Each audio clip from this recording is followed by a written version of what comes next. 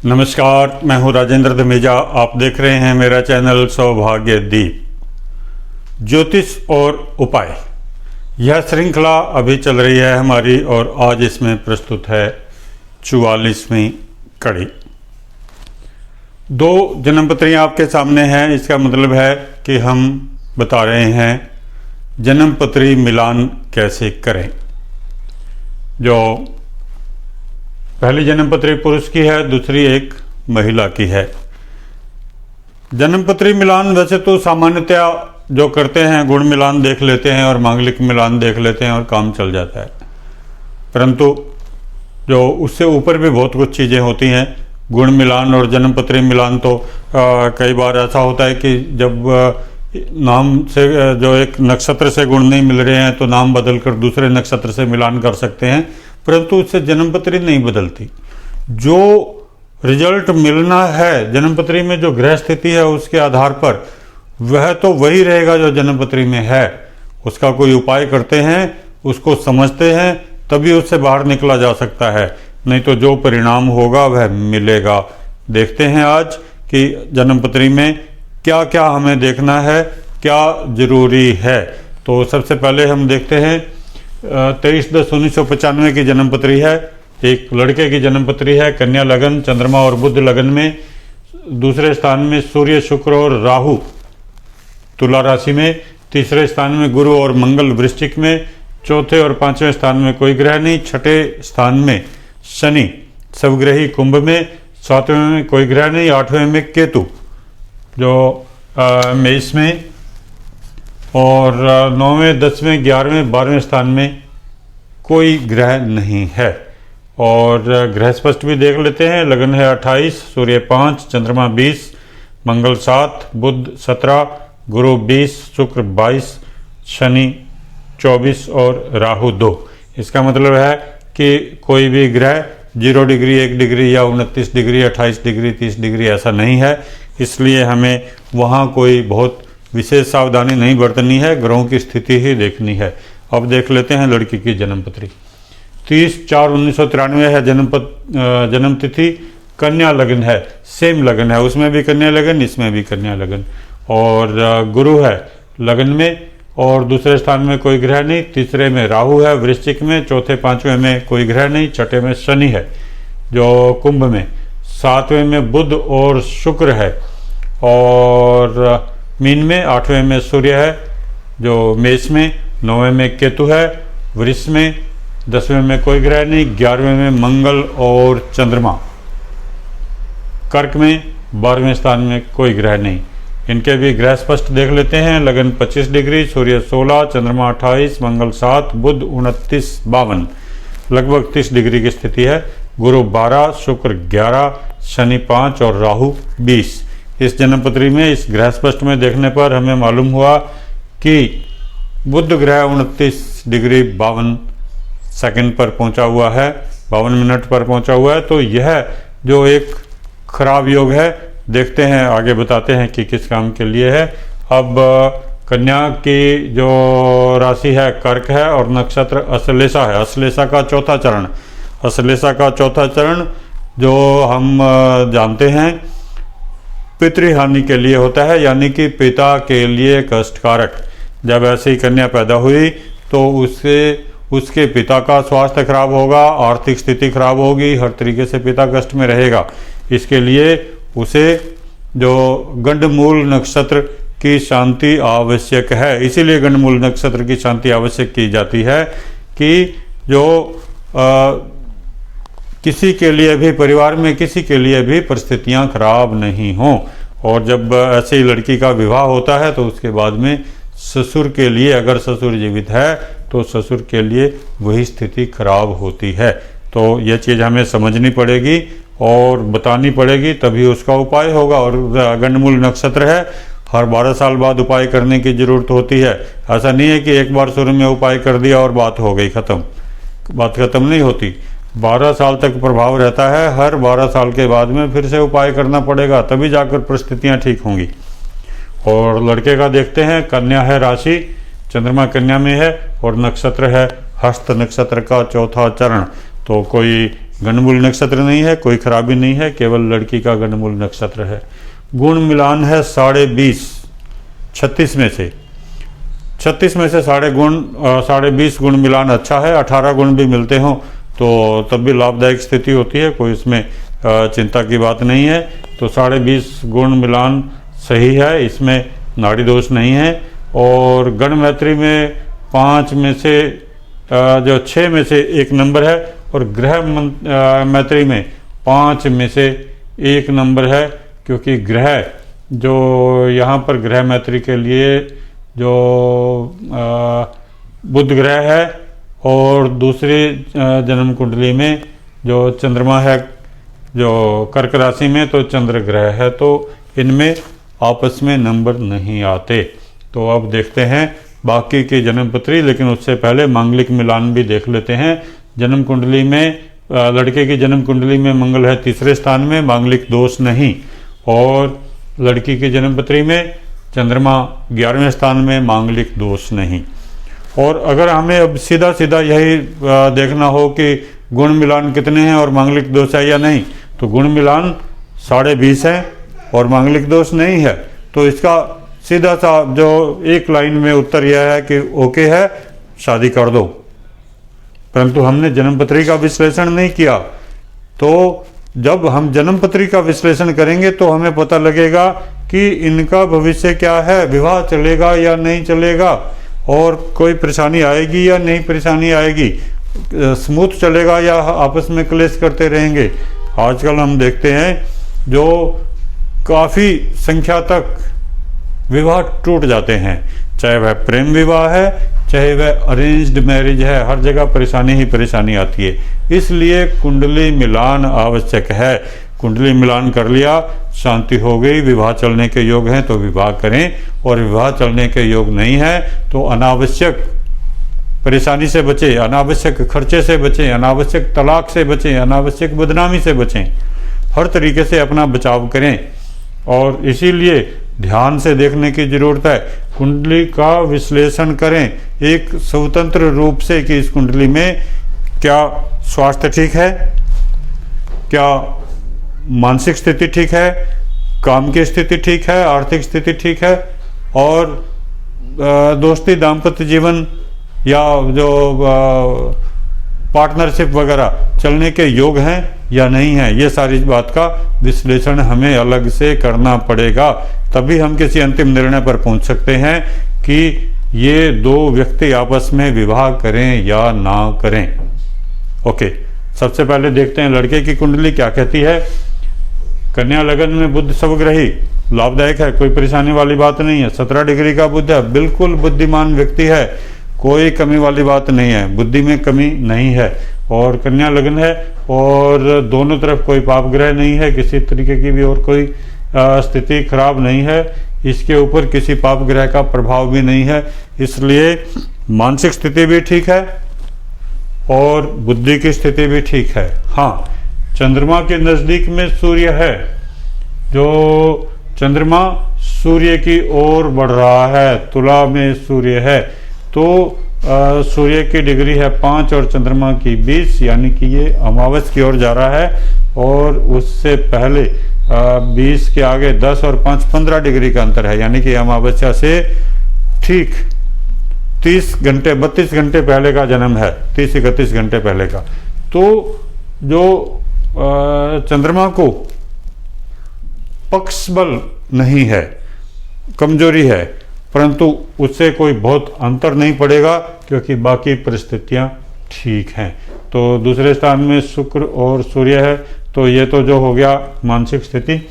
अब देखते हैं दाम्पत्य जीवन चलेगा या नहीं चलेगा। सप्तम स्थान देखना पड़ेगा उसके लिए। सप्तम स्थान में मीन राशि है, मीन राशि का स्वामी गुरु तीसरे स्थान में। जब सप्तमेश तीसरे स्थान में जाता है तो दाम्पत्य जीवन में कष्टकारक स्थिति होती है। 11वें और 12वें में भी कष्टकारक होती है, लेकिन जब तीसरे स्थान में जाता है सप्तमेश तो किसी दुर्घटना का योग बनता है। बहुत सावधानी बरतनी चाहिए ऐसी कुंडली मिलान में, और हमने देखा ये कष्टकारक है। इसके आगे देखते हैं सप्तम स्थान की क्या स्थिति है। सप्तम स्थान के एक ओर शनि है, दूसरी ओर केतु है, यानी कि यह पाप कर्तरी योग में हुआ, विवाह नहीं चलेगा, दोनों तरफ पाप कर्तरी का प्रभाव है। और फिर इसके अलावा हम देखेंगे कारक ग्रह क्या है? लड़के की कुंडली में शुक्र है, और शुक्र, सूर्य और शुक्र एक साथ हैं, और राहु भी साथ में है। अब सूर्य और शुक्र की डिग्री देखेंगे, सूर्य 5 है और शुक्र 22 है, 17 डिग्री का अंतर है। कोई अस्त पूर्णस्त कुछ नहीं है, इसलिए कोई कारक की परेशानी नहीं है। कारक पाप कर्तरी योग में भी नहीं है शुक्र ग्रह, तो कोई वहाँ परेशानी नहीं है। परेशानी कहाँ हुई? सप्तमेश तीसरे स्थान में चला गया, बड़ी परेशानी है। सप्तम स्थान के दोनों तरफ पाप ग्रह योग है, पाप कर्तरी योग है, तो ये शादी ना चलने का संकेत है। दोस्ती, दाम्पत्य जीवन, पार्टनरशिप नहीं चलेगी जब तक कि इसके लिए उपयुक्त उपाय न कर लिया जाए, इस बात की गारंटी है। गारंटी इसलिए क्योंकि पाप प्रभाव कभी भी खाली नहीं जाता, तो वो परेशानी रहेगी ही। तो इसके लिए सीधा सीधा जो ऐसा उपाय किया जाए, जैसे कुंभ विवाह होता है या घट विवाह कहा जाता है, और उससे भी बेहतर है पूर्णिमा वाले दिन बरगद की पूजा, विष्णु भगवान की पूजा, बड़ के पेड़ पर 1 लोटा जल चढ़ाएं, 3 बार कलावा लपेटें, 108 परिक्रमा करें, ओम श्री विष्णु नमः का मंत्र पाठ करें और बाद में भी करें, पूरी विधि समझ लें उसकी, तो तभी जाकर विवाह कामयाब होगा।